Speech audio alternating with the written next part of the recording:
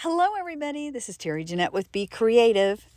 Today we are going to take this puzzle that I got quite some time ago and we're going to put it together, and then I'm going to figure out a way to make it into an art piece to hang on the wall. It's been well over a year since I got this puzzle. My sister and I host what's called the Virtual Blythe Retreat every year, and a couple of years ago the theme was mermaids, and this was actually left over from then.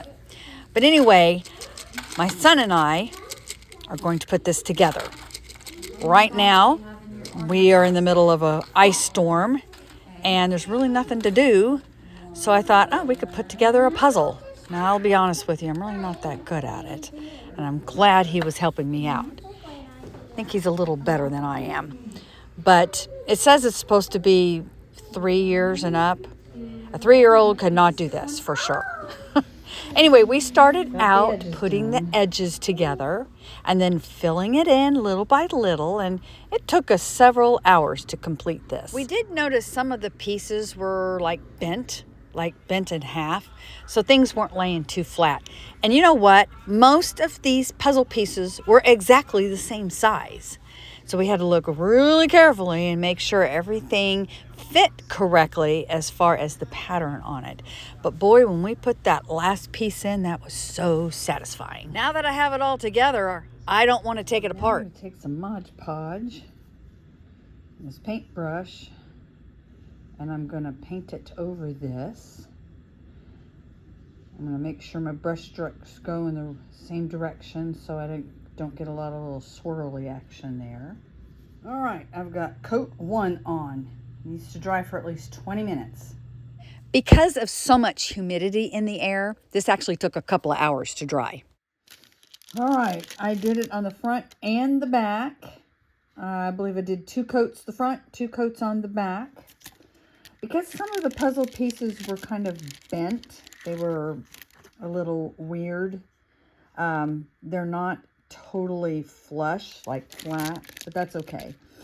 So as you notice, I've got a little bit of trimming here to do. So I'm just going to take a pair of my craft scissors and kind of trim around here. Now I got to figure out how exactly I want to frame this or hang it. So I remembered I had this that I had done with the kids.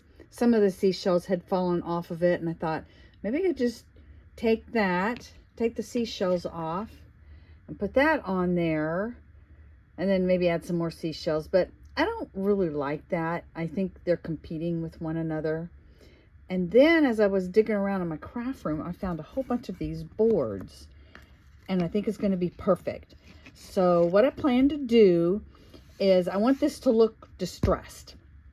So I'm going to get some white paint, and I'm going to kind of whitewash it a little bit, maybe water down the paint so it's really, really thin, and then just brush some on there. And I may add some other colors, but then I'm just going to put this on there, and I think that's going to be perfect.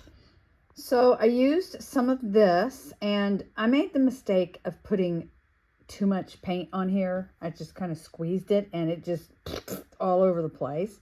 So I had a big mess, but I cleaned it up, and I just took my paintbrush and spread the paint on the sides and the back and the bottom, top, sides.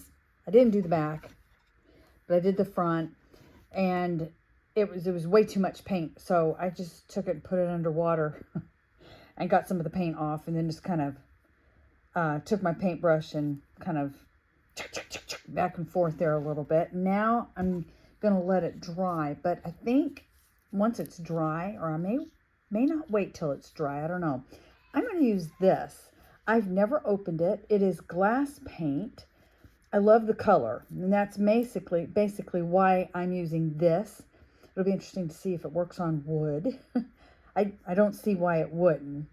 I bought this for something I was doing a long time ago that I didn't need. I found something else that worked better. So it's not even been open yet. So maybe I'll go ahead and put a little bit of this on there and kind of around, and then let it dry.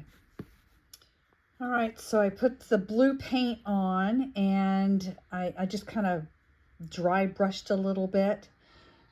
adding a little bit of white here and there. And then I took my towel and kind of rubbed it a little bit, so it's not so harsh on the edges. It's just kind of blended a little bit. Now I just need to have this dry, and I'm thinking I might want to add, I don't know, a little pink to it.